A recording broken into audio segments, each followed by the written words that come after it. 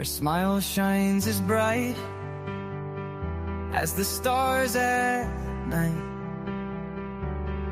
Her heart is as kind as can be. She has the patience of a saint, but if you push her, oh Lordy. A straight talker is Smiley. She's the salt of the earth. Make no mistake, she matters.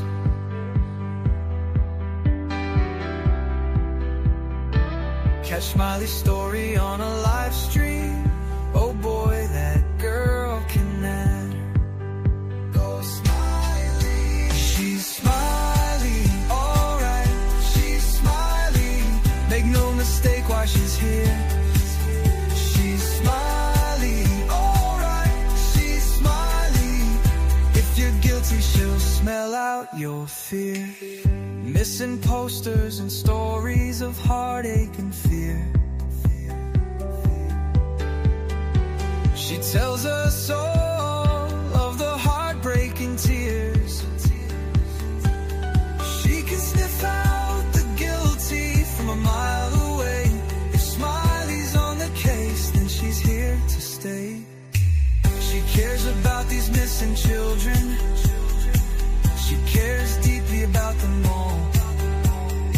She speaks the truth with integrity. For the truth, she will seek it all. She's Smiley, alright.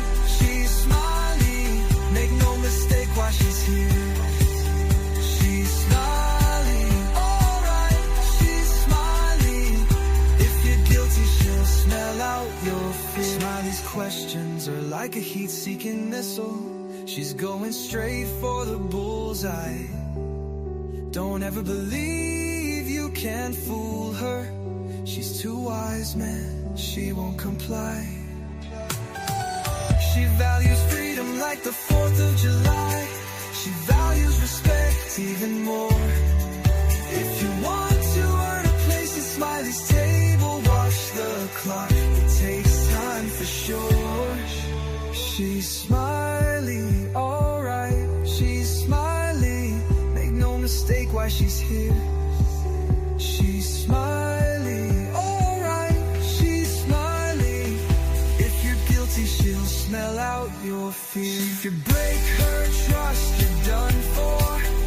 Trust don't grow back like grass. So don't give Smiley a reason to doubt you, or that friendship will shatter like glass. She's a damn good woman, that much we know. She puts in the hours to bring them kids home.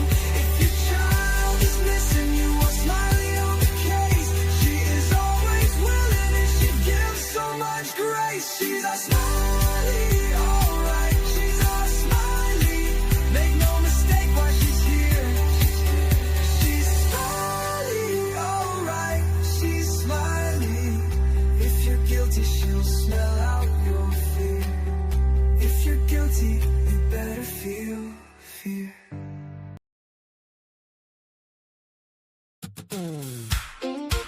Well, hey everybody! Welcome to SmileyStorey's world! Whether you've been here from the very beginning or today is your very first visit, I want to say thank you for being here. Come on in, grab your favorite drink, get comfortable. Because around here we believe in truth, respect, and a little bit of Smiley. This is more than a YouTube channel. This is family.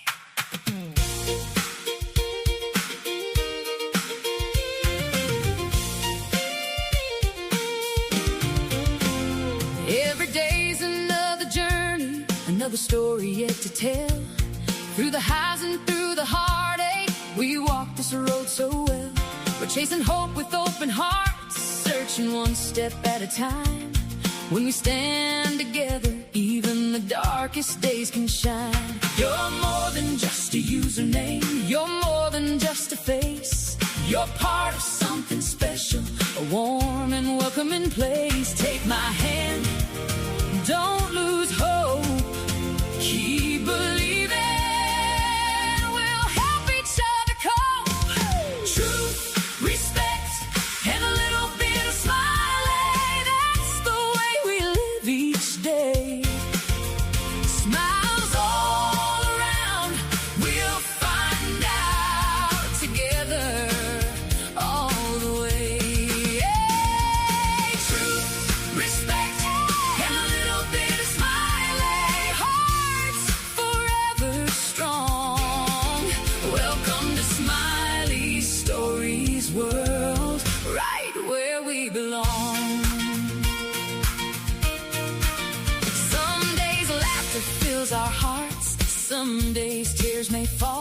But kindness keeps us standing, love carries us through it all. Different thoughts, different stories, different roads we've known. But respect builds understanding, and this place feels just like home. One smile can change a moment, one prayer can change a day, one caring heart can make a difference in the biggest kind of way. Lift each other, share some hope, love a little louder, help each other cope. Truth, respect, and a little bit of smiling. Let your light shine bright. Smiles all around, we'll find out together through the night. Hey, truth, respect, and a little bit of smiling. Hope will lead the way. Together we are stronger every single day. Now I want to say something that's very important to every one of my moderators. Thank you. Thank you for helping make this community welcoming, for treating people with kindness, for watching over our little corner of YouTube. I appreciate you more than you'll ever know. To every subscriber, thank you. For every view, every thumbs up, every comment, every share, every prayer, every encouraging message. You have helped build something beautiful. To every supporter, to every friend, to everyone who's believed in SmileyStorey's world, thank you. From the bottom of my heart, I truly couldn't do this without you. This isn't just my journey, it's our journey. Truth, respect, and a little bit of smiling. Come on, everybody, sing. Truth, respect, and a little bit of smiling. Smiles all around, we'll find out. One heart, one family. Truth, respect, and a little bit of smiling. Never giving up, always showing kindness, always choosing love. To the naysayers, smile around and find out. Because we don't hear you, we stand for truth, honest respect, and a little bit of smiley. That is what makes us smile over here.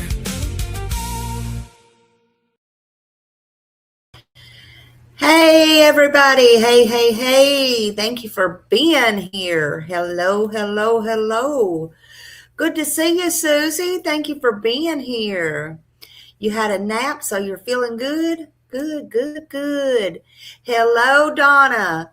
Miss Donna turned me on to this story. I think it's a good story. I think it needs to come out. Miss Donna turned me on to this. I think it's a good story after I did the research. Yep, we're going to do it. Miss Donna.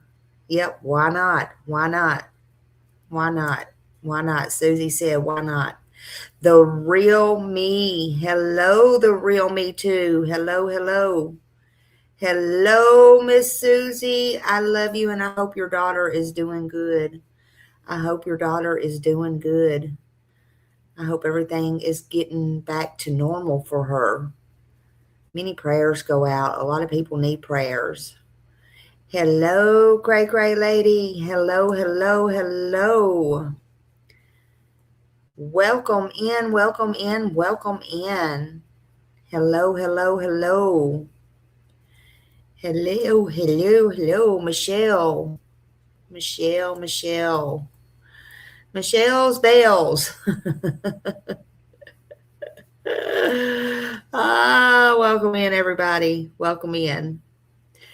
I know, right? It gets you dancing. It gets you in the mood. Get you dancing, right? Hey, Kiki. Hello. Welcome in. Let's see who we got here. Cold November. There we go. Cold November. Hello, sweetie. Pam. Hello. Let's see. I'm almost at the bottom here. I am almost at the bottom. Okay, I think we are there. If you are new to this channel, come on in. Just call me Smiley. I'm Smiley over here at SmileyStorey's World. Yeah, I hope everybody is feeling good. Hope everybody's doing good and feeling good. Today is August 6, 2026.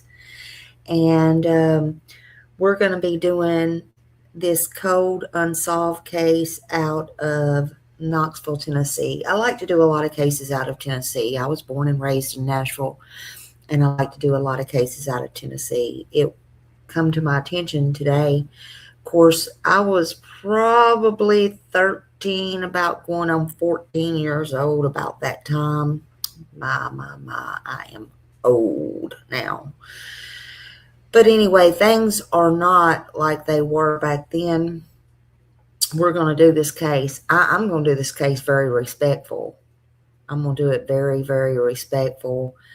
I did a lot of research in it in the last several hours. It's a very upsetting case. There is some trigger warnings in here.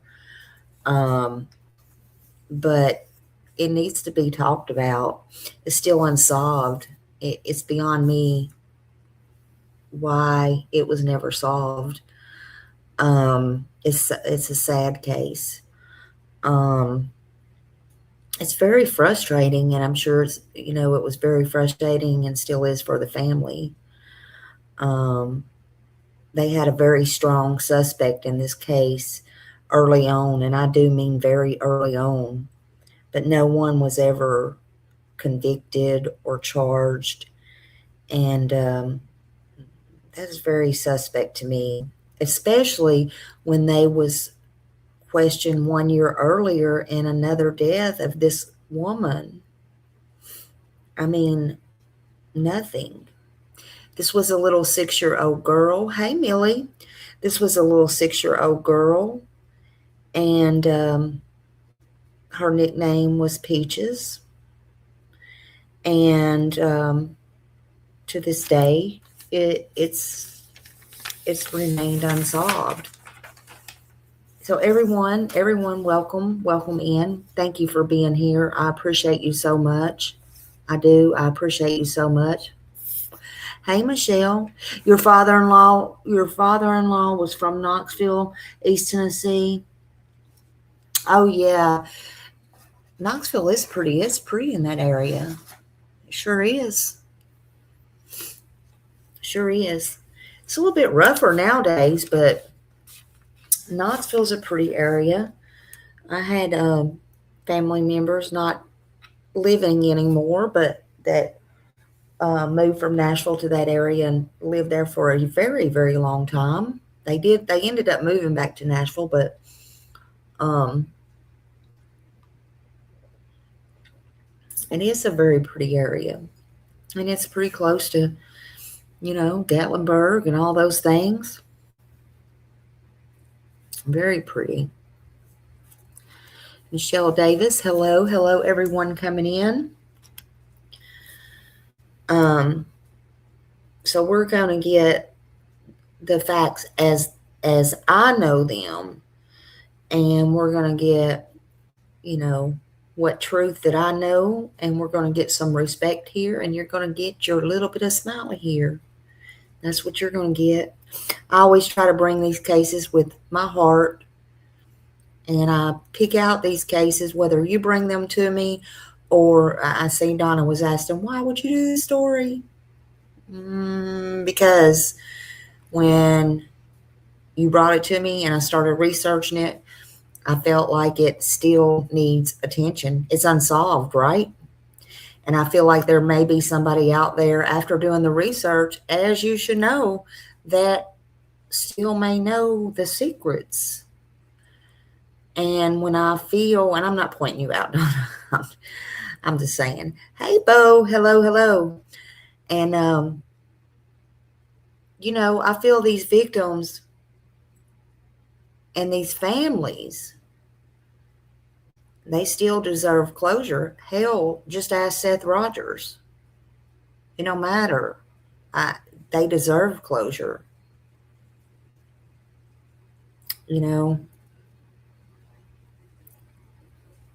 It is a sad, sad story. But just because it's sad, just because it's tragic, they knew over 45 years ago. Unfortunately, she was dead. They found her. But I can guarantee you, they've never got closure. And just because this main suspect that never has been charged, think about it. The same person in either murder, not to mean he's guilty. He never was proven guilty. He never was brought. But he's the same name that kept coming up. And as we go on, people will see and they will understand, as you do, because you know this case well. You know what you told me also, but I won't repeat it. It's fine. It don't make it okay that there's no closure and no justice, right? So anyway, I do cases on what I see.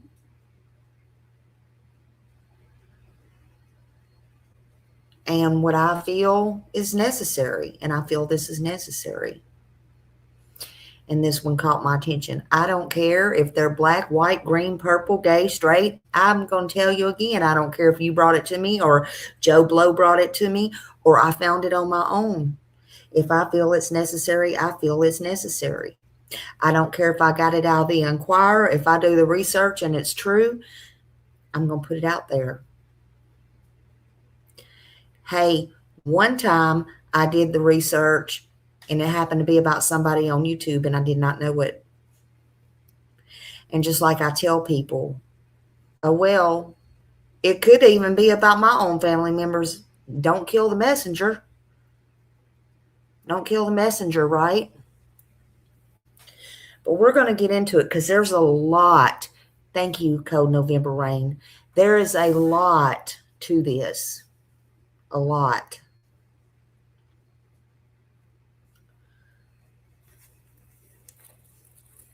So welcome in. I hope you're all doing well. Thank you for being here. I really do appreciate you all. Again, this was brought to my attention. And this case happened to be out of Knoxville, Tennessee. And that's exactly what I'm going to do. Now, granted, I'm only going to do it one time unless something comes out of it, and then we'll bring it up again, whether it's 10 years, 5 years, or I'm still on here or whatever. We'll talk about it again. But this is going to be a one and done. Hey, Susie, thank you for 14 months. Whoop, whoop. Thank you. Love you. I love you. Oh, and I love you, and I appreciate you being a member. I love you being here, no matter if you're a member or not. I love you being here, and thank you for modding for me. I appreciate you. And y'all, everybody, give these mods a round of applause. Y'all have no idea what they do. Lord, honey, I'm running all these links and stuff. But I appreciate all of y'all. This come out of Knoxville, Tennessee, and it's very interesting. It's sad, but it's interesting. There's going to be some triggering points in this case. It happened December 26th, the day after Christmas, back in 1980. The little girl's name, they called her Peaches. Her mama named her that. But anyway, they called her Peaches. Her name was Avery Vernie, and they called her Peaches. Again, this happened in Knoxville, Tennessee. And they say it was one of Knoxville's most haunting murder cases and murder stories ever. So, with that being said, there's lots of articles that was out. There was lots of articles that was out, and we're going to get to that. I want to play a quick video to kind of set the tone for y'all. Let me get into that first. Hold on just a minute here.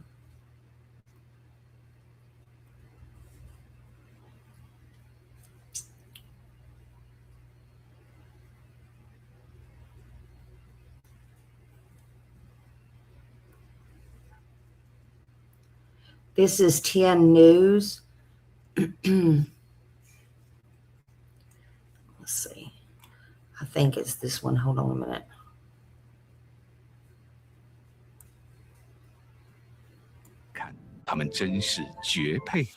McDonald's 限时推出 Caesar Snack Wrap。 It's been nearly 40 years since 6-year-old Avery Peaches Shorts took a trip to a South Knoxville convenience store and never came back. Her body was found 13 months later. Her killer never charged.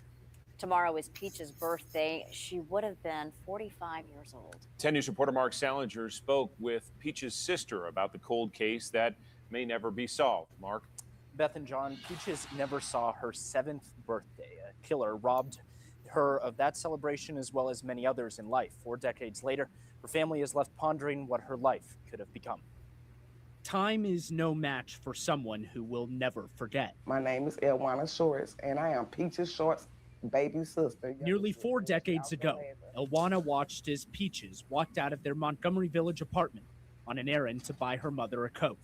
It was the last time she'd ever see her sister. I remember my mama looking out the window like, where is Peaches? Where is Peaches? As helicopters circled overhead and police officers walked the area, Peaches' disappearance triggered years of pain for her family. It would be 13 months before her remains were found. We was just crying. There's a whole lot of emotions.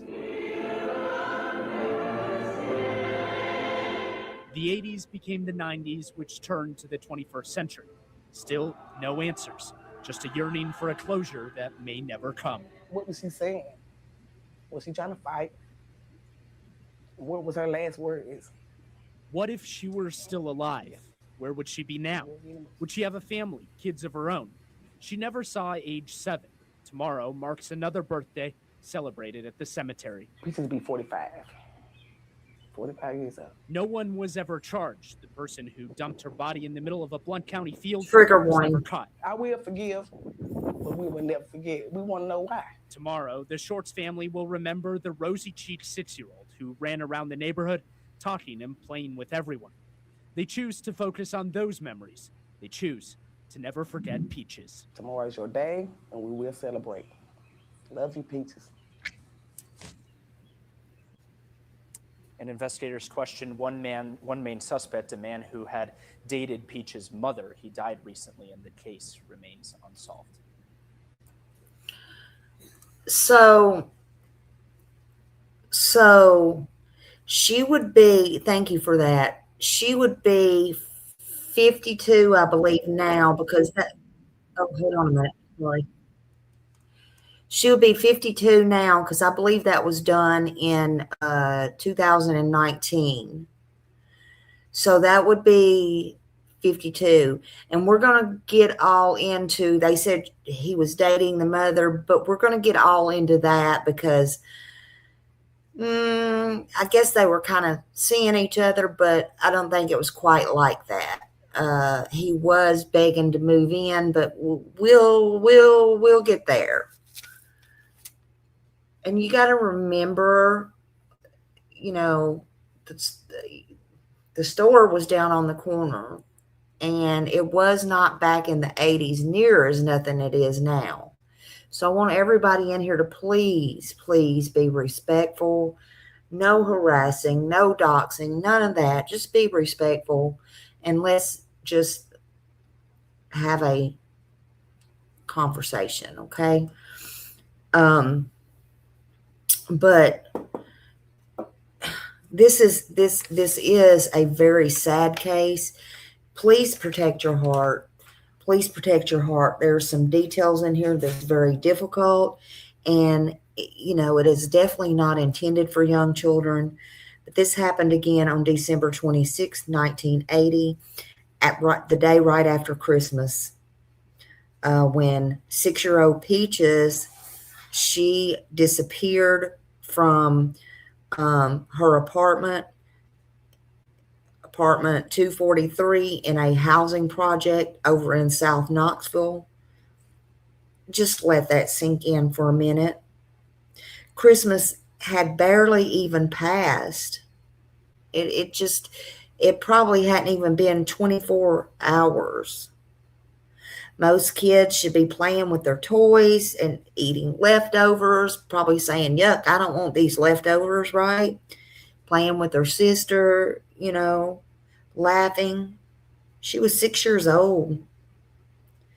That day became the family's worst nightmare, a Christmas nightmare.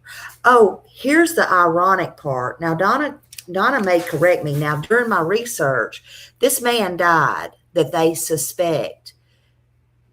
If it's the same guy, if it's the same one, and my research is correct, I find it ironic. He died on Christmas Eve. That's what the obituary said. If it's the same one. Ironic, wasn't it?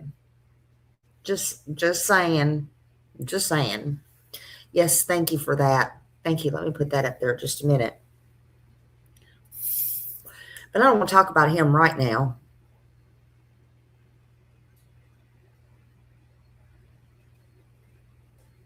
And he was never proven guilty. But we're going to get to him because there's a lot. Yeah, what I looked up just a minute ago, or not a minute ago, a few hours ago, and I do believe I have the correct one. If that is the case, if he's the one, because he ended up in a nursing home, y'all. That's how they found him again. They thought he had died years prior to that. But, you'll see. He was outside smoking a cigarette at the nursing home, and somebody spotted him. I think it was a sentinel. I don't know. But anyway, somebody spotted him there, and that's how the police got back involved with him. But anyway, we'll get into all that. I don't want to get ahead of myself. But I did want to throw in there, I just find it ironic. Anyway.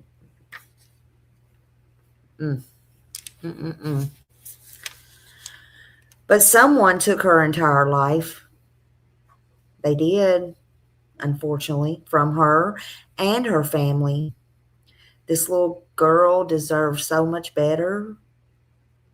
Her family deserves so much better. Again, no one has ever been convicted of taking her life, of this brutal crime, this cold-blooded murder. And after this research, I believe, in my opinion, that yes, this person did die, in my opinion, but I can't say for a fact. They still might be out there somewhere. But I hope hell is hot if they did, in my opinion. Sorry, not sorry. But I don't know. They may still be out there. And if they're still out there, they don't need to be. You can make up your own minds, because there's a lot to it. I can see even then, though, in my opinion, that the lawman and women had issues over in Tennessee, even back then. Like I said, I might have been 13, I don't know, 14. But Knoxville, they even had their own issues back then. You'll see that too.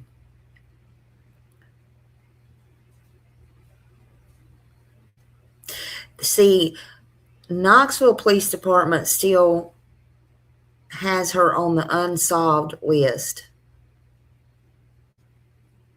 Just think about that. Now people are dead. There's people that have moved, witnesses, neighbors, investigators have retired. Memories, my God, memories go away, fade. But you know what? Don't anything ease that pain. Don't ease the pain for the families. It hasn't over these years. It makes the loss of a 6-year-old child to me, more worse not knowing, and it don't make the loss any easier of a 6-year-old child. I mean, they found her body. They knew and they know she's dead.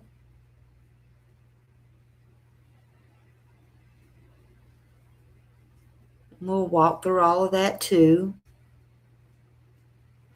But you know what? Time does not free the person's, it don't free the person responsible from accountability. It just don't. Now, they'll either answer for it in this lifetime here on earth, that's my belief, or when they die, that's my belief and my opinion. But if it was me, whether I believe in a higher power or not, I'd much rather be safe than sorry. I'd much rather get my ducks in a row. But that's just me. I'd much rather get myself right. No matter what you believe. I'm not going to be taking no chance like that. In 1980, someone knew something. Someone knew something.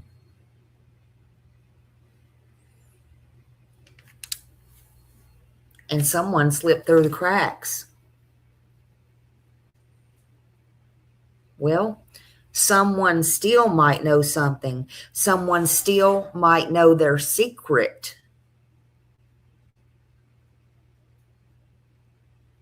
According to law enforcement, they talked to his wife, and his wife said, I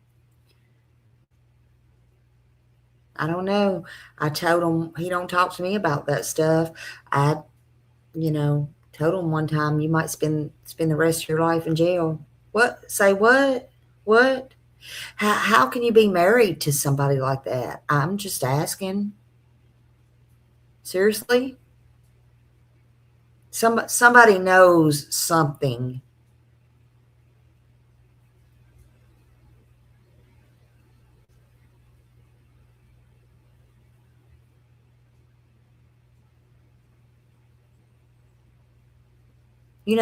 Usually if there's more than one person that knows something, the other person will eventually tell it. Eventually. It's just the way it is. It's the way of life. So I believe someone does know. They do have a secret that they're keeping. Donna said, yes, I believe a lot of people did know a lot more. I believe that too after my research, Donna. And I believe you are correct.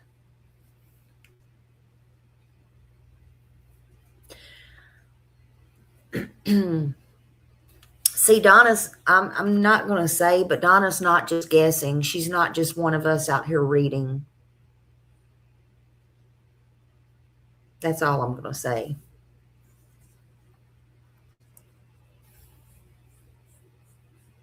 But I think she's correct on that.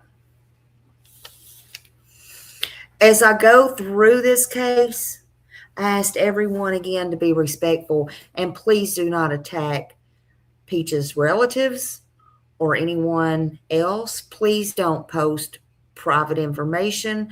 Please don't harass anyone.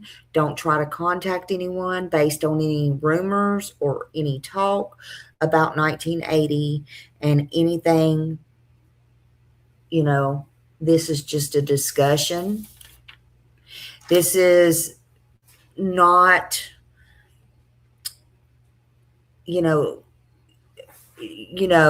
this is public records that was out there, but nobody was convicted, okay? And again, I always preach all the time. You know, parents are not responsible for things that their kids do. Not saying in this case, I'm just saying, you know, we can't always be held accountable for something somebody else does. Let me just put it that way.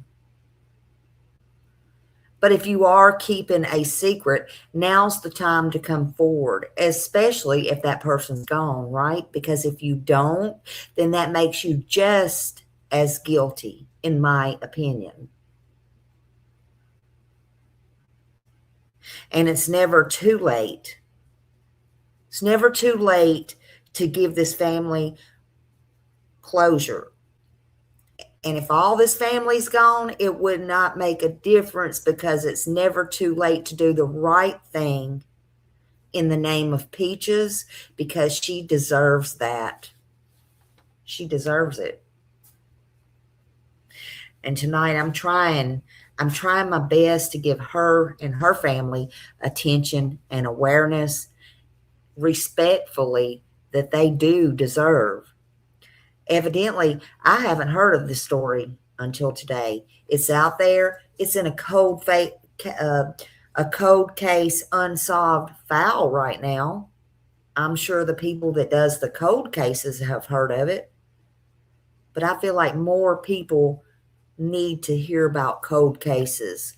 More people need to see and hear stories like this. Because maybe, just maybe, somebody will come forward.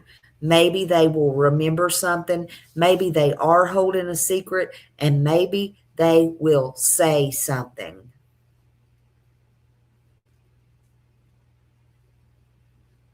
I'm sorry, Donna.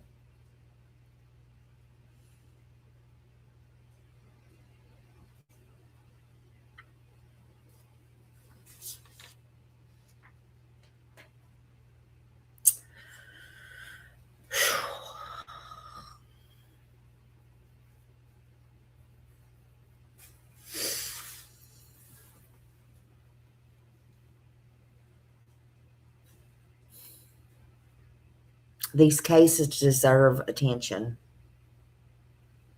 There was an article from May 22nd, 2010, that a reporter, Matt, what was his name? Matt.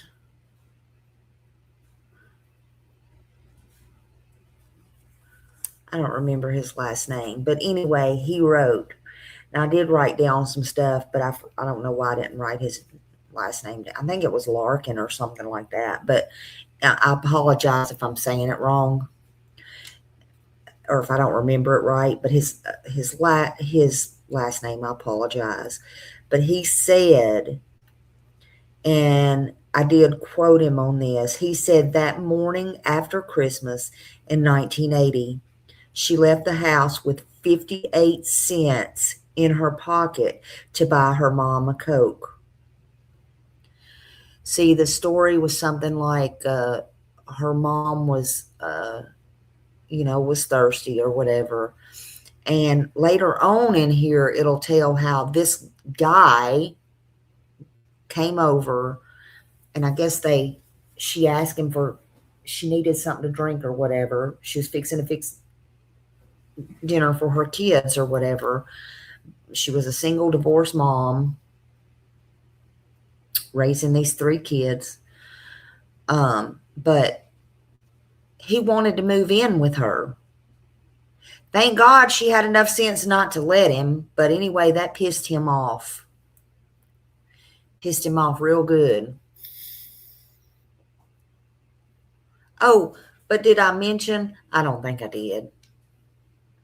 This guy, I know I mentioned that a year before that, in 79, he was questioned about a murder of another lady. Oh, but guess what? From my research on that, what little I did on her, he was a groundskeeper or a housekeeper, or not a housekeeper, a groundskeeper or maintenance man or something for her. Go figure. And she ended up dead. Hello, Rogue. I don't know. I just don't believe in all of these coincidences. But, you know, hey. Anyway, the mom, thank God she had sense enough. She's like, no. Because he did give her rides and her kids ride to where they needed to go. And I think he bought her a camera and, you know, things she might have needed. Well, he was grooming everybody, I guess. This mom, I believe, was 22 years old. So she was a young mother. So I'm not so sure. Maybe you can call it a boyfriend. Maybe he was. Maybe he wasn't. I don't know. You know, could have been a friends with benefits. Could have been just a friend. I don't know. Nobody cares. None of that's important right now, is it? We're almost 42, 50-something years later. Nobody cares. I don't. Thank you, Rogue, for being a member for 7 months. Whoop, whoop, whoop, and putting up with Smiley. But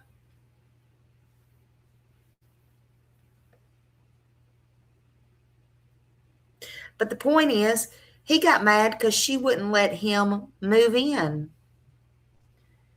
From what I read, he was always either, 52 years later. Thank you, Susie. He was always either staying at his mom's or he was at girlfriends with an S. I don't know how many girlfriends he had, but he's always trying to mooch off of somebody. If you ask me, I guess he thought he was a damn gigolo. I don't know. Freeloader.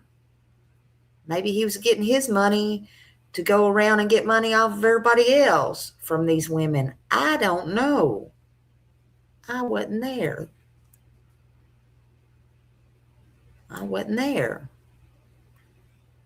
Yes, thank you for all of your support and all you do. Thank you so much.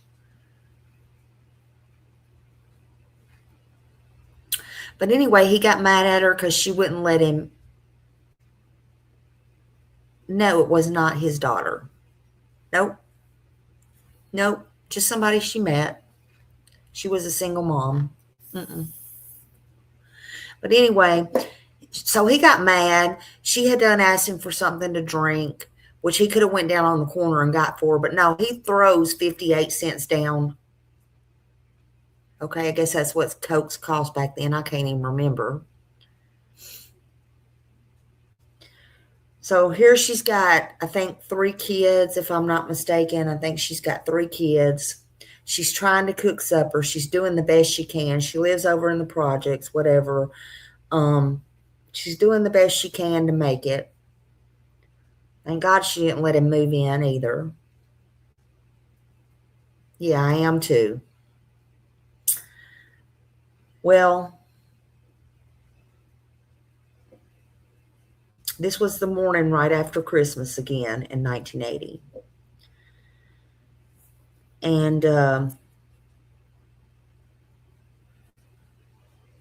so she bundles her little 6-year-old up.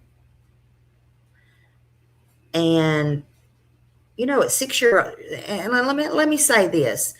Listen, I live down the street from a school. I mean, you could see the school from the house.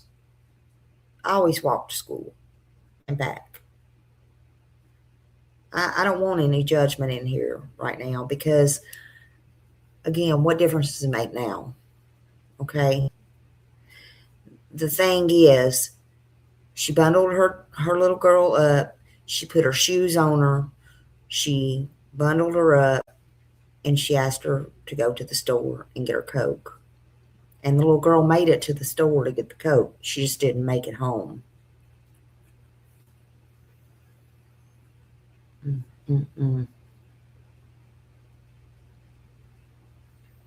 This was the morning after Christmas. She left with the 58 cents in her pocket to buy her mom a Coke on the corner at the store down the street. Police couldn't find her. They did a search on her and everything. Her mom was beside herself.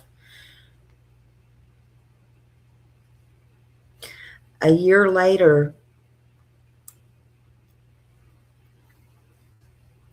she was under, and this is trigger warning, she was under a cattle chute with wire around her neck.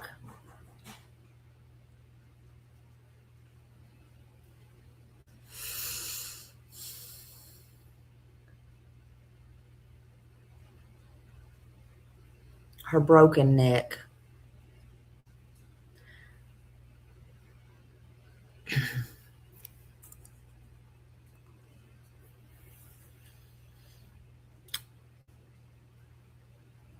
She died before her 7th birthday.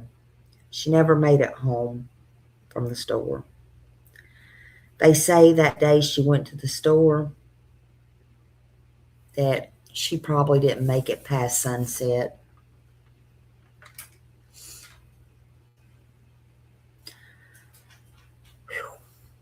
Her mother's name is Hazel Smith, and she said, she said she looked. She said she looked everywhere for her. She said, you know, how long it's been that no one has come forward. She's been very upset about that. She said she just wants to know what happened. Now she wants to know what happened. The police department, the Knoxville Police Department said, you know, they narrowed it down very early on. Their search, they narrowed it down to this one single person, right? This one single suspect within 1 day after Peaches went missing. This one suspect. All he ever did was smile. He smiled. He laughed. He never broke down. They could never crack him. Even in the nursing home when they found him, same thing.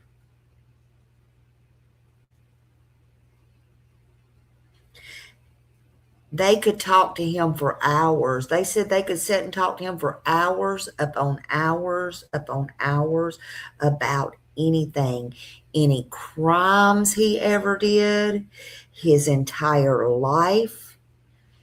They could listen to his stories.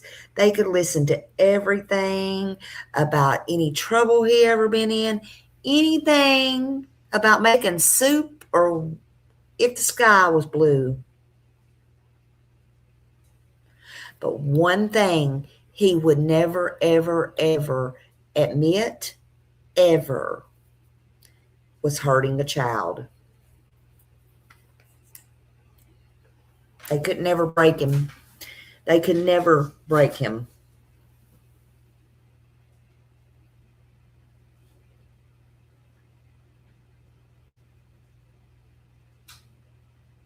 So when I was reading and I was looking into this in the investigation, they said for years, the Knoxville Police Department, the lieutenant, there was one named Jim Winston.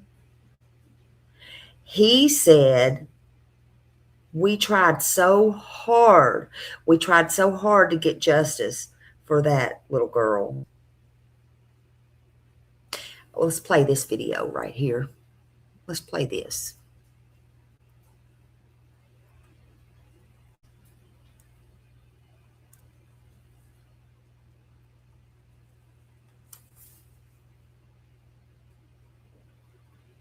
Like this other murder case.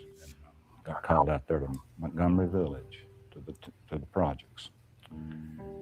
And Peaches, her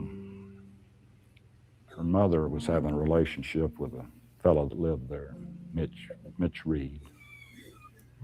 And apparently they had an argument, or he had heard that she'd been with another man or something. He got mad at her, and he had a relationship with Peaches, and that she'd rode around in this car. He had an old Cadillac, and her and her mother had. And he became so incensed that she had cheated on him that he sent Peaches. He was there, and he sent Peaches to the store. She did, and he gave her 50 cents to get a large Coke. And that was supposedly the last time the mother saw her. She didn't return from that Coke, and Mitch left. He lived there in those projects with another woman.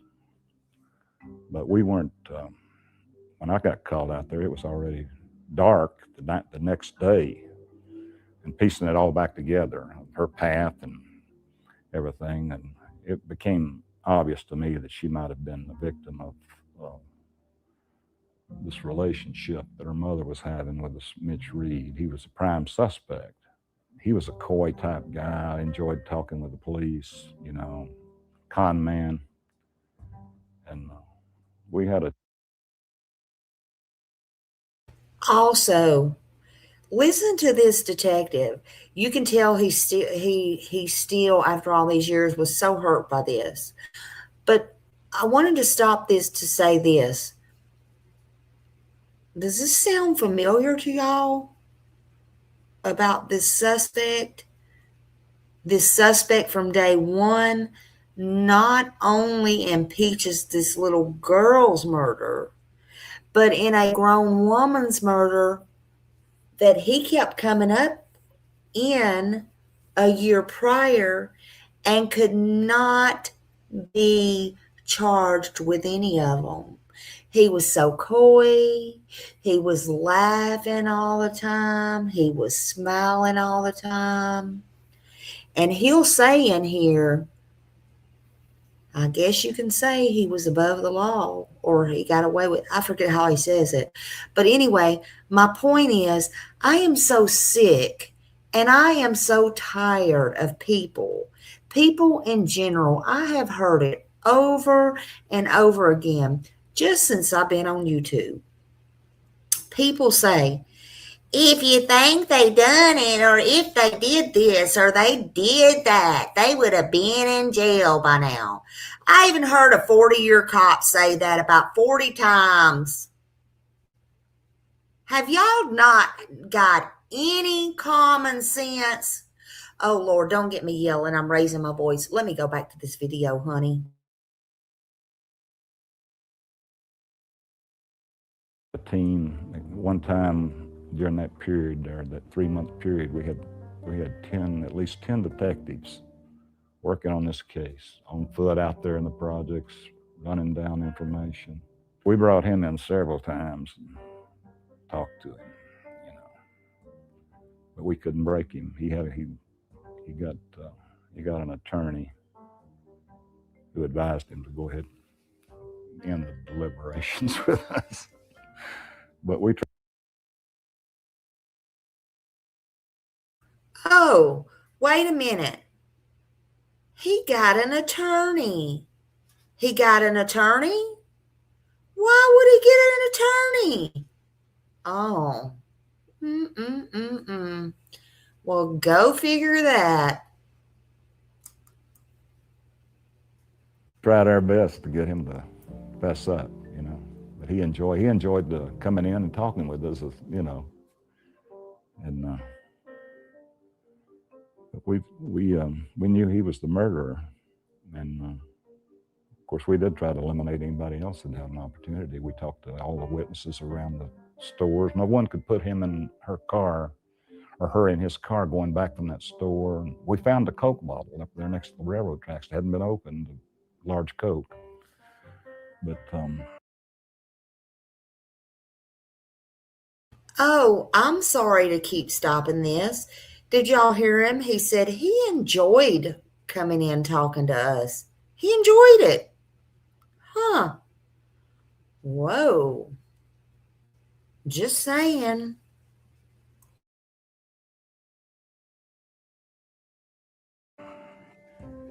you're just another innocent child,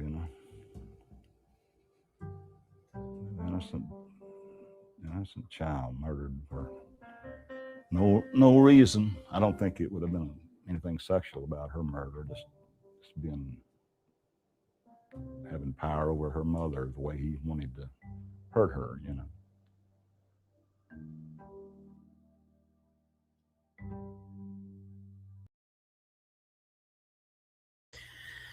I don't know about that. You know, I don't know if they did, and maybe they had gloves on. You know, I couldn't tell you, to be honest. I really couldn't tell you. Couldn't tell you. But I just found that kind of interesting, in my opinion. You know, just saying, you know, because I'm just so sick and tired of people saying, well, they would be in jail, or they would be this, or what. Don't you think that? No, I don't think. Why do y'all think? Are you kidding me? Whatever. But what do I know? So anyway, this Jim Winston guy, he was the one just on screen. I do feel for him. I do feel like he tried his hardest and his best. They just couldn't break this person. And some people are master, like I said, master manipulators. And some people get away with it. Some people get away with a lot. They end up eventually getting caught. Some people never get caught. It's just the way it is. But, you know, they have to answer to somebody at some point in time, whether it be here, there, or the other. I mean, that's my belief. Anyway. So he said, we tried so hard to get justice for that little girl. He said we couldn't do anything to stop him. So I guess today, you know, that man is still a suspect, but he's dead.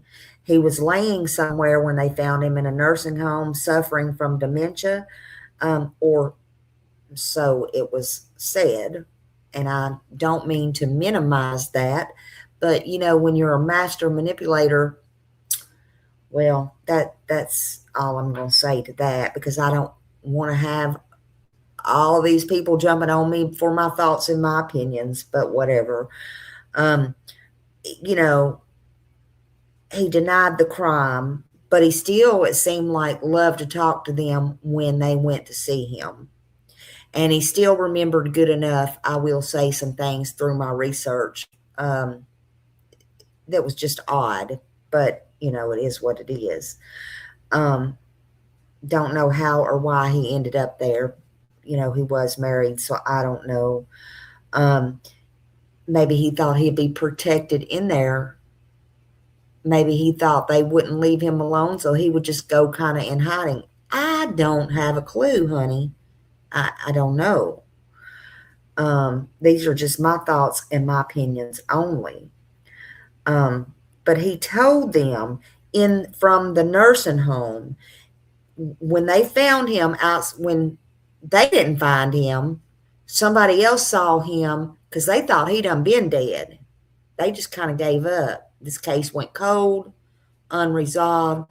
And somebody, I believe, if I'm not mistaken, it was from the Sentinel, but whatever, they got in touch with the police because they saw him outside of the nursing home, honey, smoking a cigarette.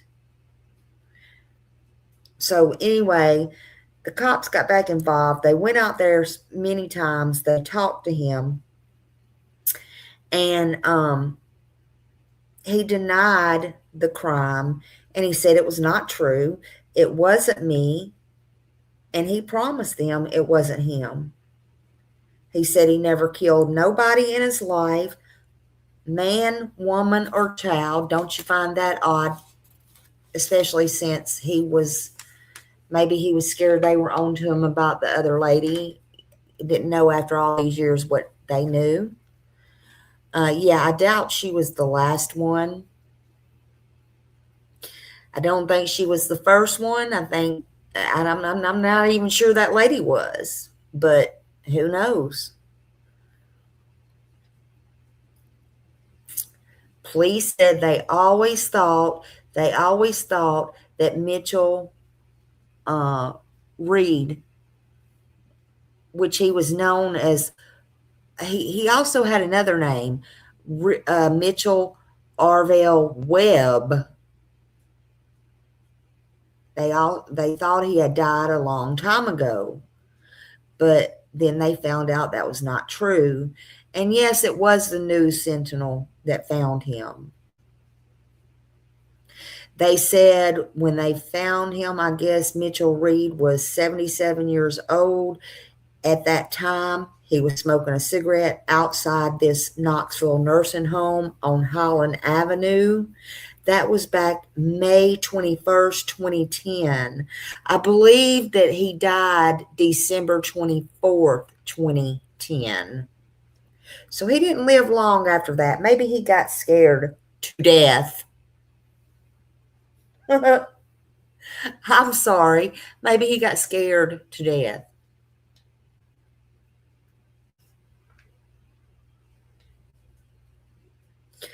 Police believed he was the only one who might have killed Peaches. But he was never charged. Never could charge him. You know, this man played catch me if you can all the time.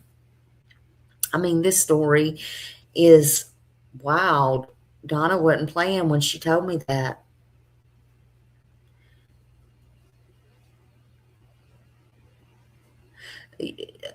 That's right, Rogue. Absolutely. Me too. I know. It reminds me of this. I've seen this before, but I don't know, man. This is just too wild. Yes, thank you all for being respectful. Please. Thank you. No, I appreciate that. Please know I appreciate it. So the head of Knoxville Police Department Violent Crimes Unit, their name was Lieutenant Doug Stiles. He said they were going to give it one more try. He said it wasn't over until we bring some type of resolution to this case, right? So before that Friday night, when the investigators from there, they had like 3, Ryan Flores, Lynn Clemens, and I guess himself, they went out to see Reed at the nursing home. So they hadn't brought this up or asked about any of this or seen him in like 20 years until they got to that nursing home. So Stiles said he don't have much to say at the time, but he remembered it pretty well, talking about the man, right? Mitchell. I find that pretty shocking. I guess he was stunned. I guess a cat had his tongue. I guess he was trying to, well, maybe that was a time his memory wasn't all there. Just saying. I don't know. Maybe he was just trying to fit that in where he could get it in. I'm just saying. I'm not trying to be rude, or I'm just saying. Y'all know I say what I think. I'm sorry. Yes, rest in heaven, Peaches. Absolutely.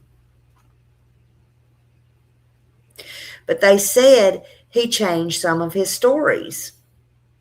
So, you know, if you have nothing to hide, you don't change nothing, you don't hide nothing. But now, I guess he was trying, he changed some of his stories. But then he said he had nothing to do with it. He told them they were talking to the wrong person.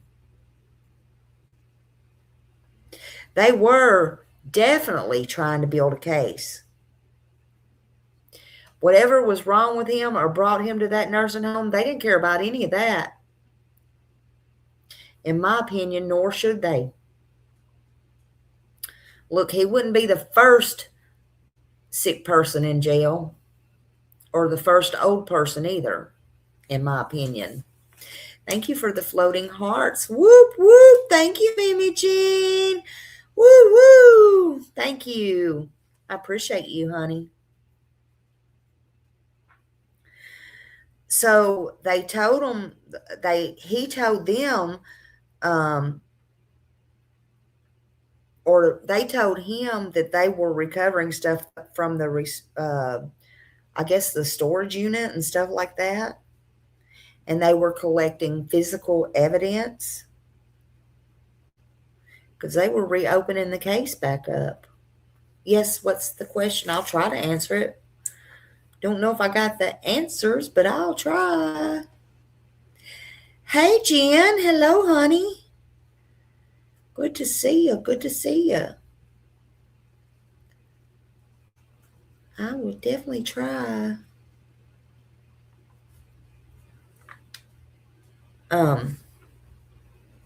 But sad they were not, they were still at a dead end with all this. Does anyone know what made them narrow down to him in such a small time? Well, they said they had him from day one. But see, okay, I don't know what made it narrow down to Peaches, but he was already suspected of murdering, I don't know if you were in here a while ago,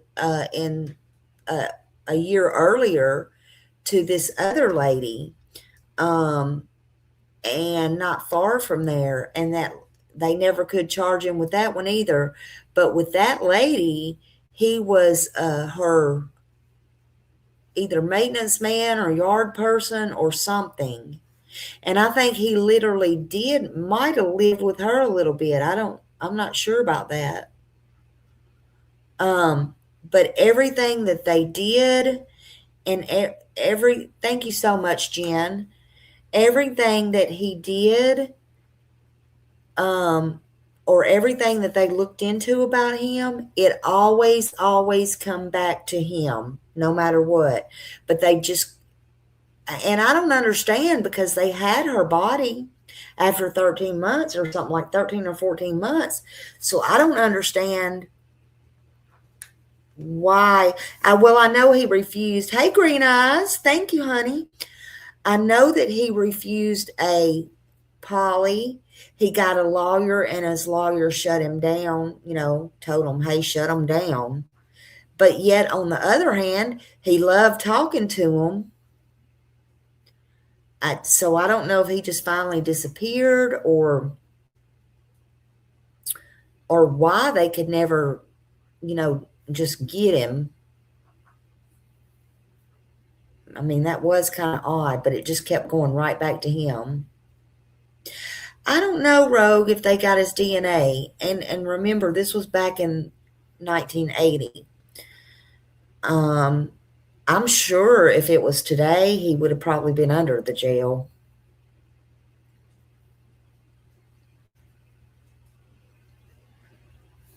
Just my thoughts and opinions. But they said that Mitchell Reed did not feel scared one bit. And they said that not anything. He was not scared of the police.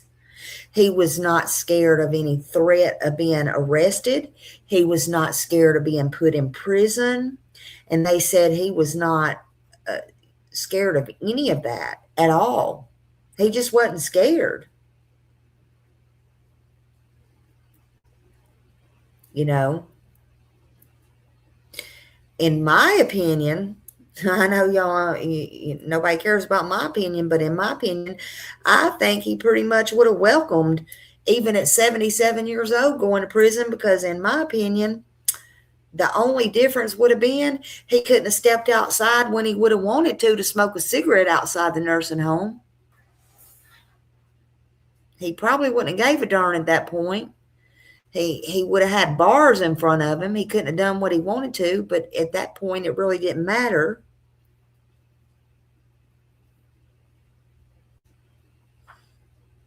But they said he had a big ego. He didn't care at all. Now, here we go with his wife. They talked to his wife, Mary. His wife was named Mary. So, yes, I'm sure, Donna, I have the right person that died on Christmas Eve. His wife, Mary, they said she used to tell him, they asked her about this and if, how she felt and did she think he did this or whatever. And his wife, Mary, said she used to say that he would be an old man in jail. Now, that's kind of odd, don't y'all think? I think that's very interesting. He would be an old man in jail. Actually, I think she said he'd be an old man in jail or in a nursing home. Maybe she put him in a nursing home because she didn't want to deal with him no more. Oh, yeah, cold November rain. Yeah, maybe he was. Maybe the first sign she got that she could put him in there, she put him in there. Maybe that's just where he stayed.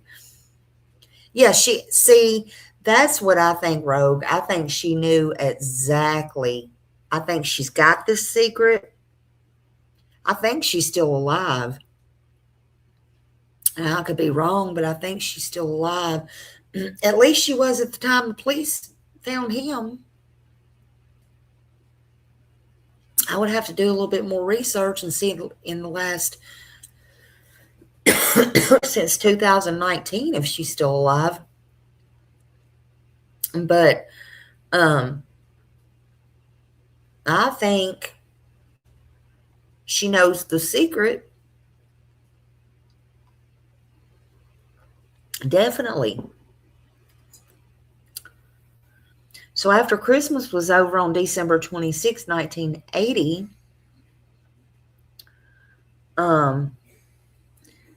Peach's mother, the divorced mother of 3, she was only 22 years old. She was very young.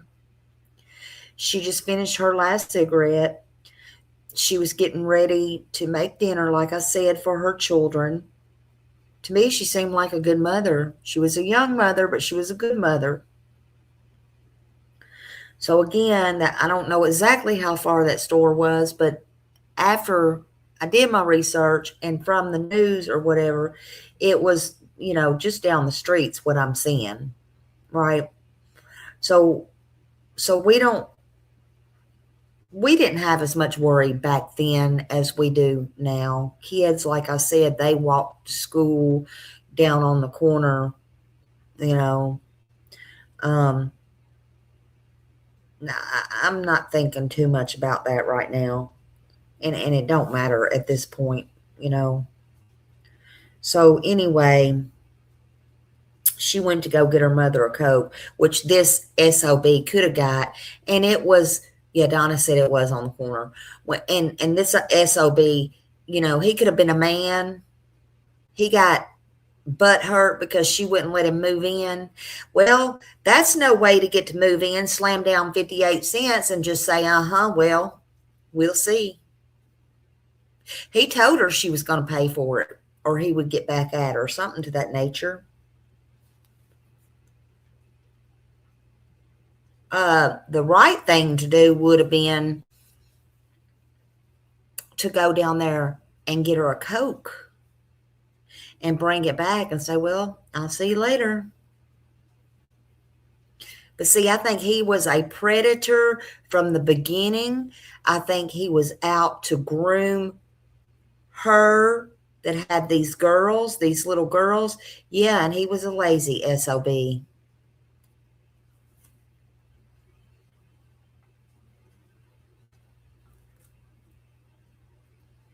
In my opinion.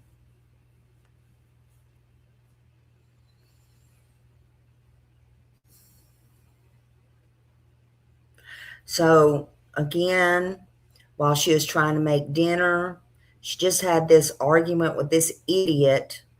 I don't even know what to call him. I'm sorry. I hope he's rotting in hell somewhere.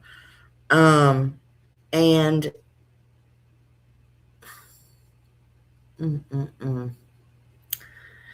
She put these little Mickey Mouse tennis shoes on her baby,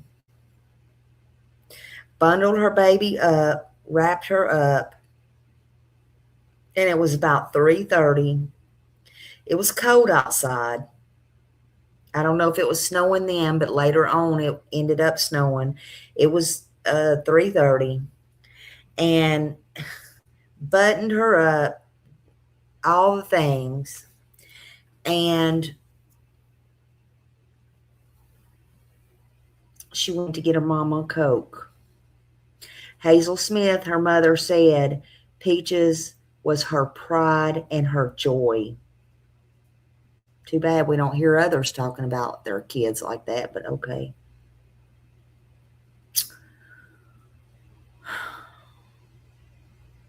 She said when she was born that she had the perfect little round face, and she looked like a little peach, and so she started calling her Peaches.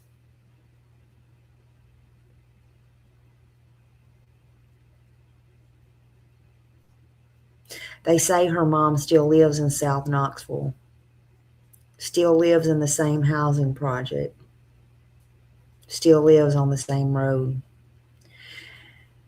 where she heard her daughter's voice for the very last time.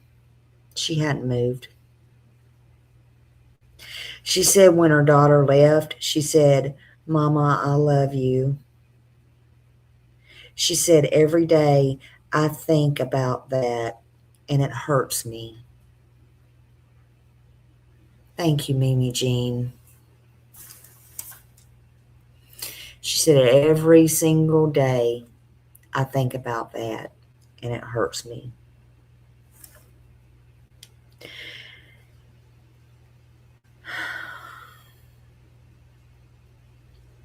See, Mitch Reed came by those apartments before Peaches left. He asked one more time. Just one. He didn't come back after that. This bitch knew what he did, and in my opinion, sorry. But why didn't he come back after that? Why didn't he ask after that? Hey, Vincent. Hello, everybody. How you still getting in here with your little stuff? Hello. Anyway, he still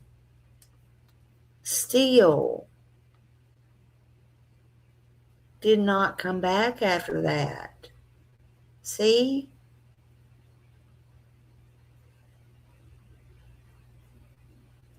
That's sad. He knew what he did. In my opinion.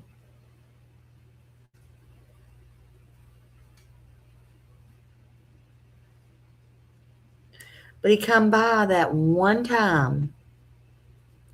That one last time to ask, could he move in? Thank God she said no.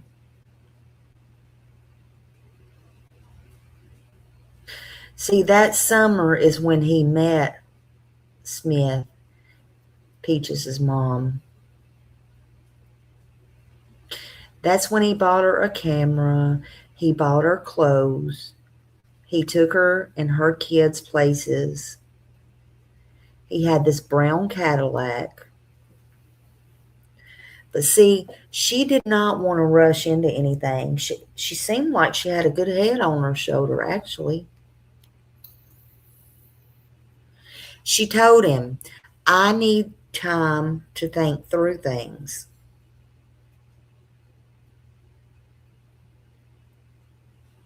I think that was pretty reasonable. But again, he went from one bedpost to another and then back to his mother's, right? Something she said, it was her gut feeling, I guess. That's what I would say. But she said something just told her he could not be trusted. I think she was right. That's what she told the police officers.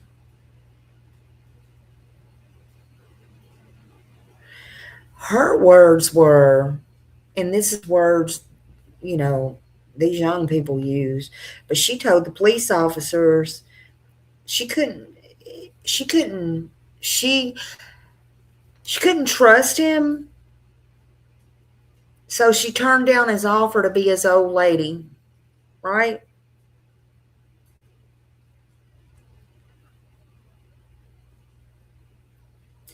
And then he said, I'll get even. I'll get even.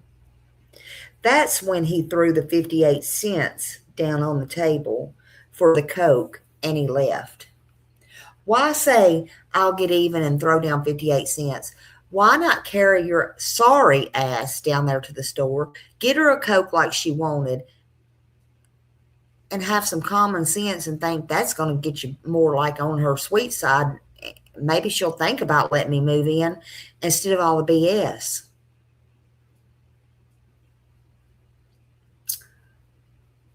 But no, Peaches had to get bundled up and go to the store while she's cooking supper for all of them.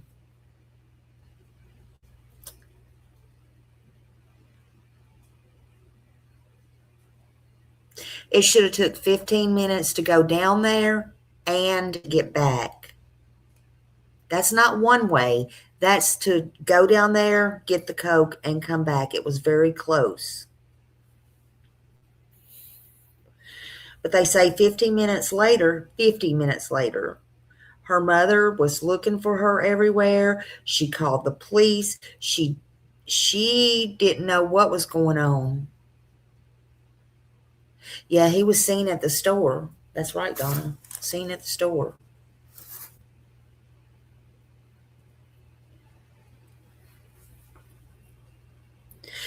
But she said, her mother said that she would not have gotten the car with anybody she didn't know. Not with a stranger. And then there was snow. But there were searches everywhere. They had dogs. They had rescue squad. They had all the things. They had everything. And look, y'all, this was the time back then that the whole Adam Walsh thing was going on. So people were scared. Look, people were scared.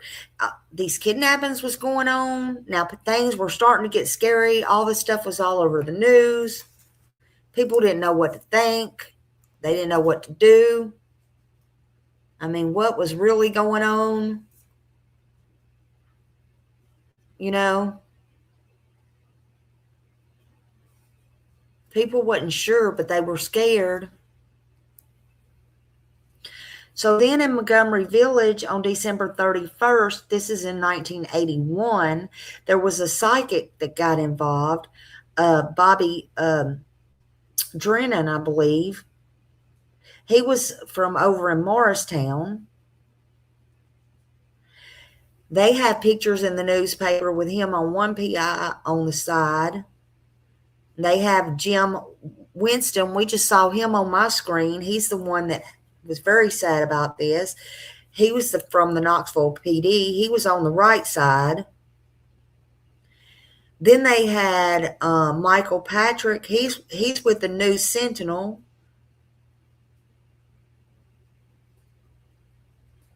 They were all looking all the time. All the time. The temperature dropped below zero, they said. The snow was falling steady. And those right there, those guys right there, you know what they said? They said, quote, they said, we knew we would have a body eventually, but we don't know where. And that's what Winston stated. But winter ended. Spring started again. Christmas came again. Another New Year's went again. All these things was going on, coming and going. But then January 23rd, 1982, there was this father and there was this son, and they were hunting rabbits. They came across a skull. Trigger warning.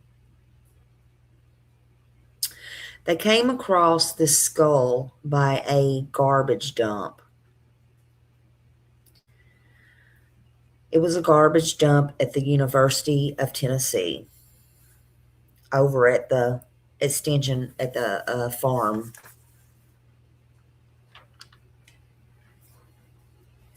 Yeah, it was so odd. It was. And that was located right off of Singleton Station Road over in Blount County. Right there, and this was odd to me, right there was a pair of Mickey Mouse shoes laying next to a cattle chute that had been turned over. So I was like, wow. During, rain, sleet, snow, something could have carried a shoe or shoes off, wind. Good Lord. I'm like, that's a miracle them shoes was right there. Almost made me wonder, did they take them back and just sit them there when people was looking? I'm just saying,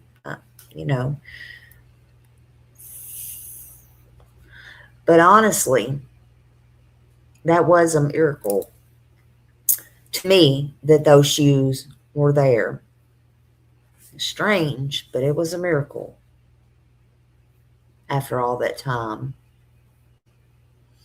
So the investigator, Randy York, he was from Knoxville PD, and he's now retired. He remembers exactly what happened. And he said, I'm about to tell you. He said, we push up on it, and sure enough, this is triggering. Sure enough, there lay her little body. There lay her little body with wire wrapped around her neck. Her hair still had ribbons in it, and her pigtails on her head where her head should have been.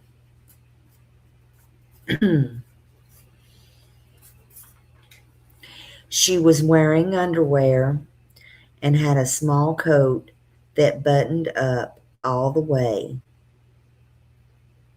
Oh my God, just like her mom said.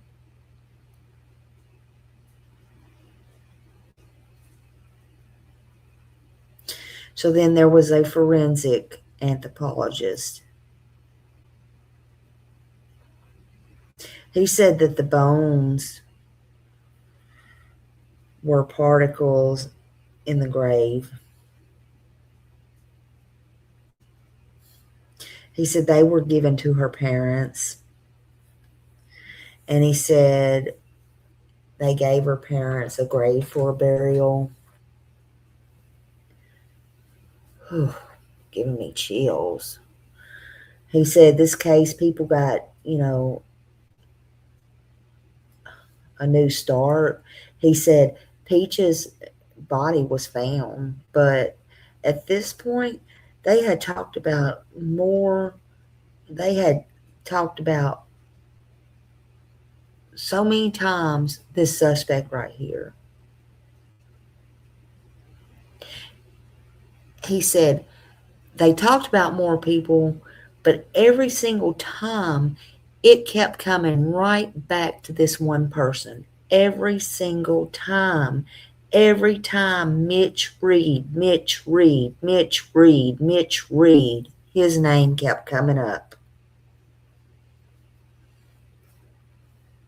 The body was found about 1 mile from Reed's parents' house in Rockford, which was about 15 minutes from Montgomery Village. Her remains was in very bad shape.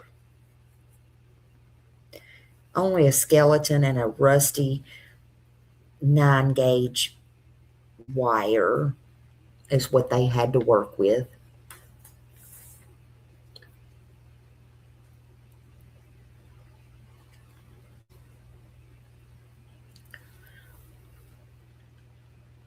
The wire was found to be made in the 1940s. They found that out.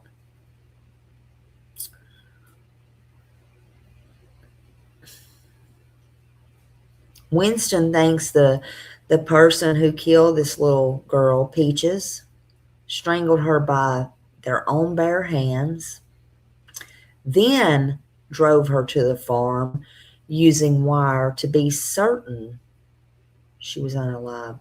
Listen, I've always said, it. She can go back in my lives.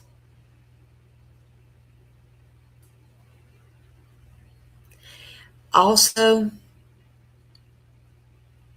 if you strangle somebody, that's a very personal thing to do. So, was that something they were doing because of her mother? I mean, I'm not blaming her mother, but I'm just saying because I don't even know. I don't even want to go there.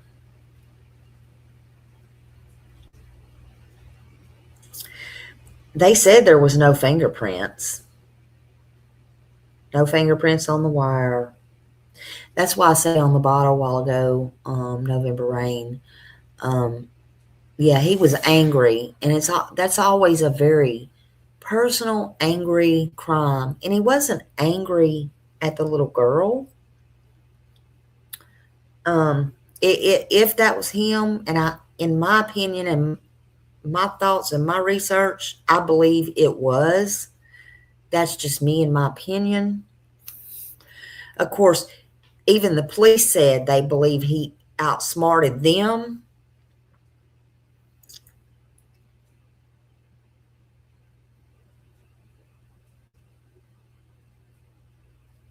But see, starting as early as 15 years old, Mitchell Reed had troubles. Okay, he had been in and out of jail. Okay, this was not his first rodeo just being questioned by the police. He was a criminal, no doubt, and he was a master at it. He got real good at it. Many, many, many, many times. See, his big thing, though, was break-ins and thefts. But see, only God knows what else.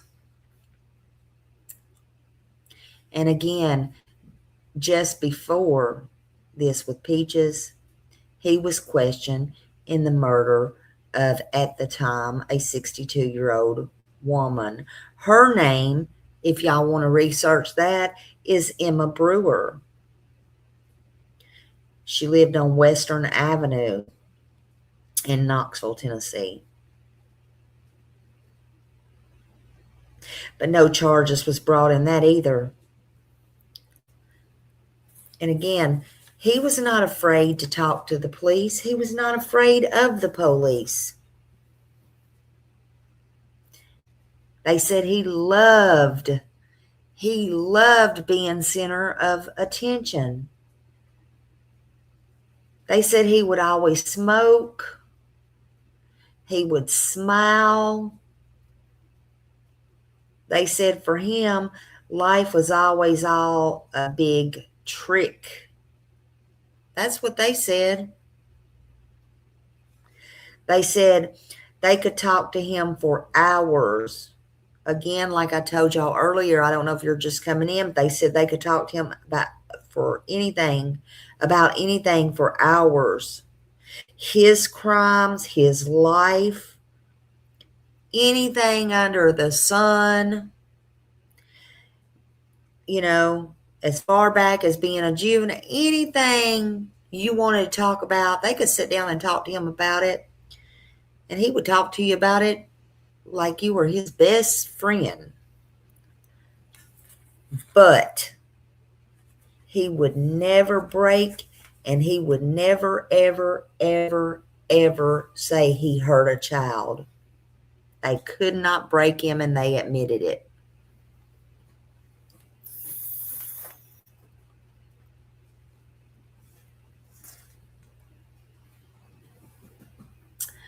The sin of Peaches was found in his Cadillac. But to be fair, I have to say this.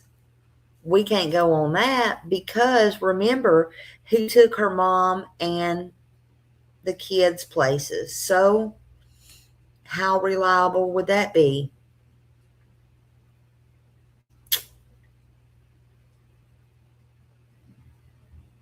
He told police he drank coffee outside, and he didn't. This is what he told police. He told police that he drank coffee outside, I guess when he left and had the fight with the mom, right? But he said he did not see Peaches. Now, he said no to a polygraph. Why? I don't know. They're not admissible in court, but what do I always say? If you have nothing to hide, don't hide nothing. So anyway, he said no to a polygraph, and not only that, he said no to a polygraph a year earlier in Emma Brewer's case. That makes me question him a whole hell of a lot more. Now, this man will sit down and talk to you about anything under the sun, all the criminal things he's done, everything in the world. Don't matter to him. But he will tell you in a heartbeat, I did not hurt a child. I did not hurt a child. Okay. I can understand you may not want to take one on Miss Emma. But why don't you want to take a polygraph on the child then? You didn't hurt a child. You never hurt a child. Never thought about hurting a child. Well, what you got to lose, honey? Just asking. Just asking. See, it makes no sense. Make it make sense. Sure does. Makes you wonder how many others are out there. Sure does. Oh, but remember, cold November rain. If there was something to anything in any of these cases, they would have done had them behind bars. Okay. Please, people, get a grip.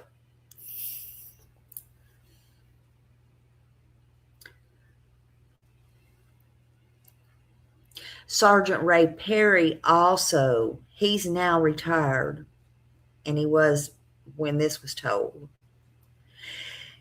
He said he just don't believe in being hooked up to machines and stuff like that. He said, if I was lying in the hospital dying, I wouldn't allow them to hook me up. And he was talking about, I guess, if they gave, a polygraph at that time he was in the nursing home or whatever. I don't know.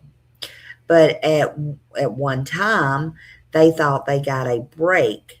There was a boy who told police they said they saw Peaches talking to a man outside the store in a brown Cadillac who looked like Mitchell Reed, but he was just a kid. And so the police thought maybe his parents might have pressured him. I mean, give me a freaking break. Okay? So they didn't use his testimony or anything. They didn't go on that. And again, they just didn't do it. Whatever. Yeah, that's what I'm saying, Ro. What the helly? You know? So Mitch Reed went back to jail in 1980.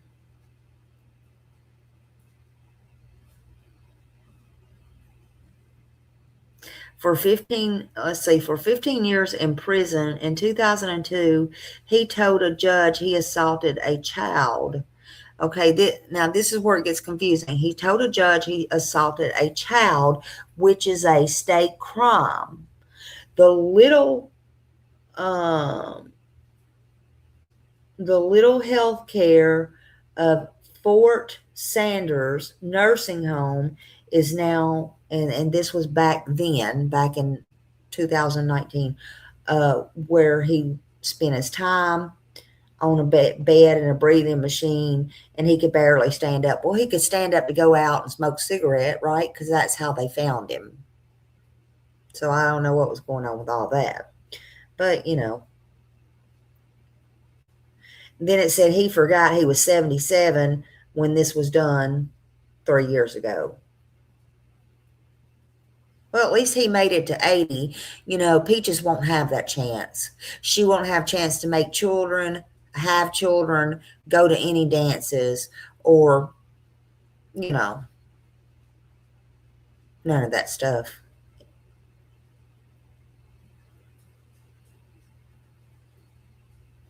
So when they asked his wife, they said his wife hesitated and said,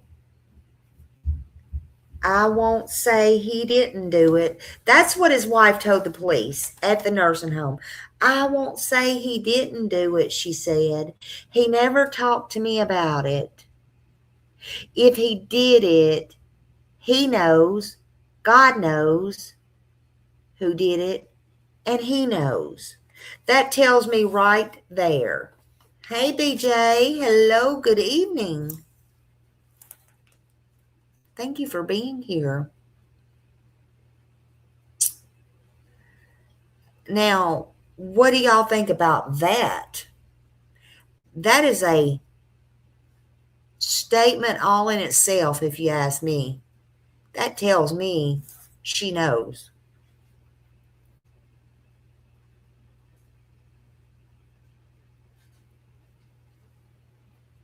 She said, he never talked to me about it. If he did it, he knows, God knows who did it, and he knows. Yeah, she know. And like I said, sounds to me like she knew he did it. Sounds like to me that's the answer right there. But I think I would have probably run her in at that point for some very hard questions, and maybe even a polygraph.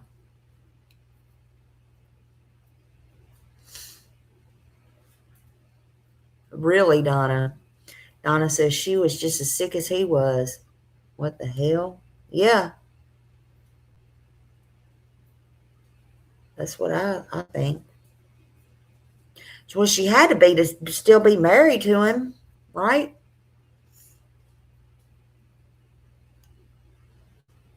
I think she should have been interviewed, because if they can't get you through one person, sometimes they can get you through the other person.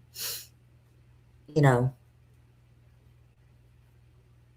Absolutely, Ro. Maybe she just wants to meet up with him in hell. She knew his time was coming. I don't know. I don't know.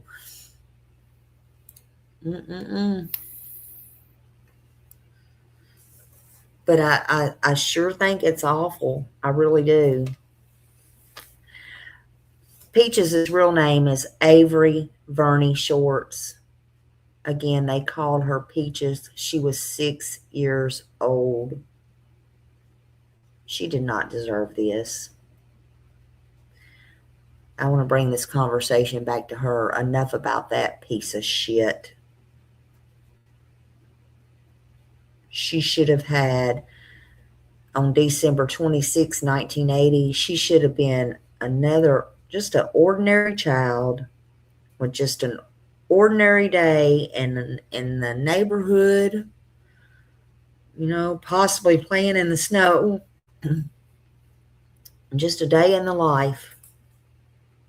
A little girl who just celebrated Christmas. Instead, that's not what happened.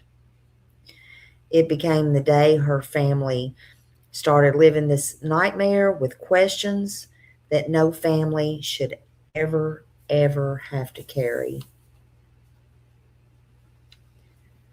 Now, more than 45 years later, the questions are still there. Yes, Peaches was eventually found, but there was no answers. There's really been no closure. Someone took this little child, this little girl's future away. Someone did this. It's obvious to me who, but, and no doubt, but that's just me. And this ain't just to push blame. You heard everything I heard. You heard the lawman. You heard what I heard.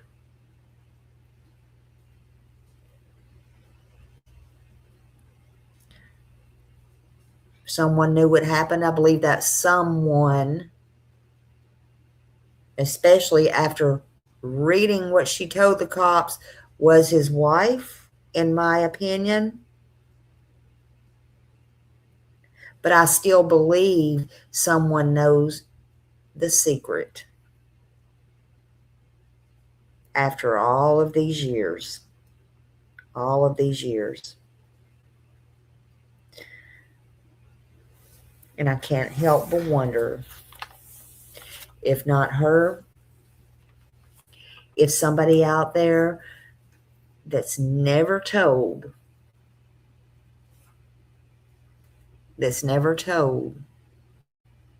knows, or if it's more than one person. Maybe you were young back then. Maybe you were afraid to speak. Maybe you could have heard or been told something years later.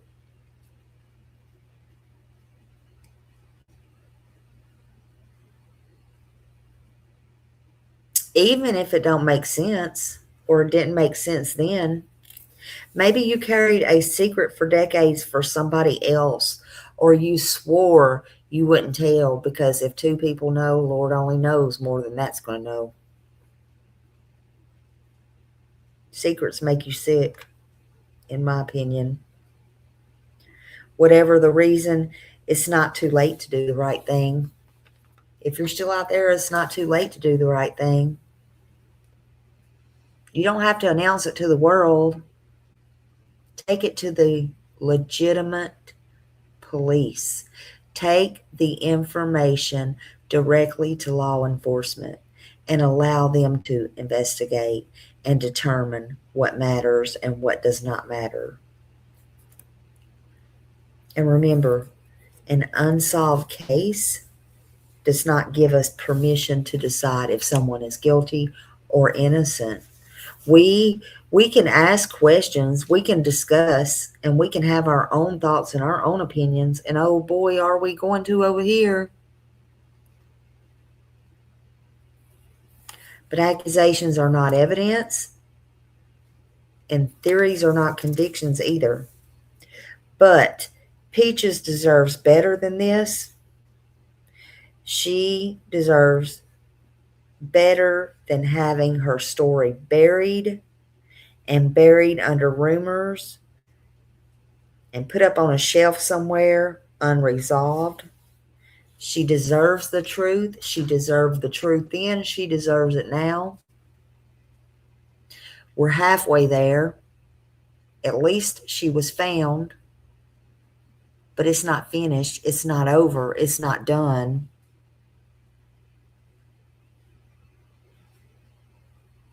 And one more thing.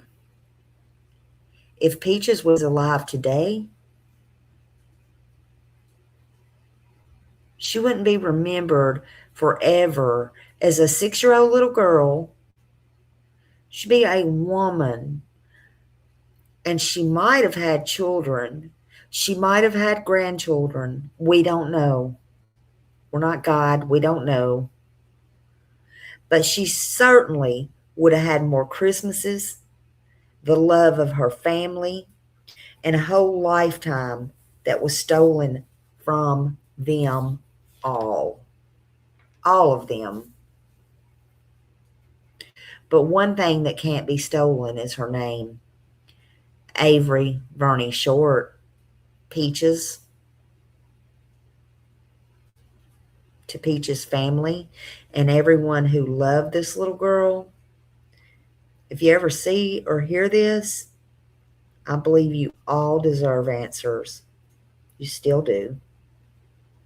And I'm so sorry this happened to you and your family and to this sweet little girl, Peaches.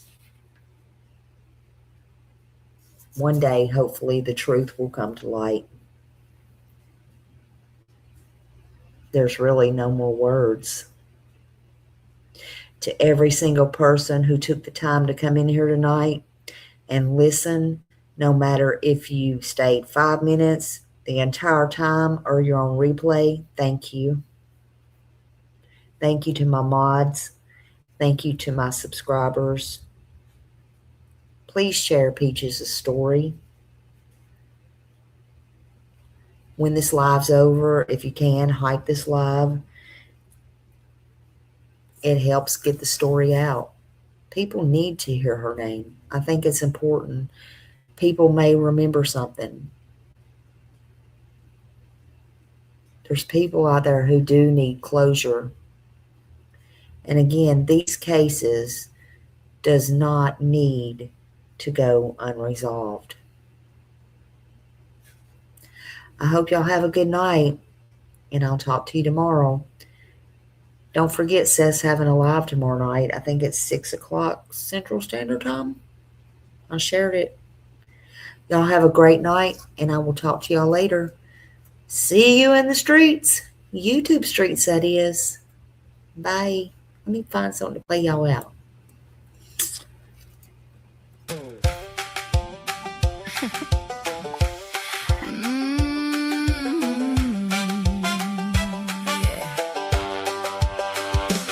She's from Nashville, Tennessee, nearly 59 and wild and free. Send the gifts to Cash App, honey. Birthdays don't come free. She showed up to Disney World, and the whole dang place was closed. Just smiled and said that track's for me, and struck a fabulous pose. Her job to do better than yesterday. Now that's a flex. She's got too many family members, and a few she won't confess. Loyal until you're not worth it. That's a Smiley guarantee. She'll ride for you through fire, girl, but don't you test her loyalty. Best friends for 40 years. She won't tell you who they are. Smile around and find out, baby, 'cause she's the main character, the star. Loyal until you're not worth it. Read the fine print, it's right there. Love her right and she's forever. Love her wrong and she don't care. She's got a dream to rock a porch chair on a farm till she's 100 years old. Coffee in hand, crows in the sky, like Stephen King, but less cold. She listens to everyone she meets, loves them all from the start. But honey, give her one good reason and she'll professionally depart. Traveling the world, making memories, quiet country air. She don't sell her soul for nobody, that ain't ever gonna be up for sale, I swear. She's the manual and the escape clause. She'll clap for you, but she'll also pause if the shoe fits. Wear it, boo. The truth is the truth. Smiley told you.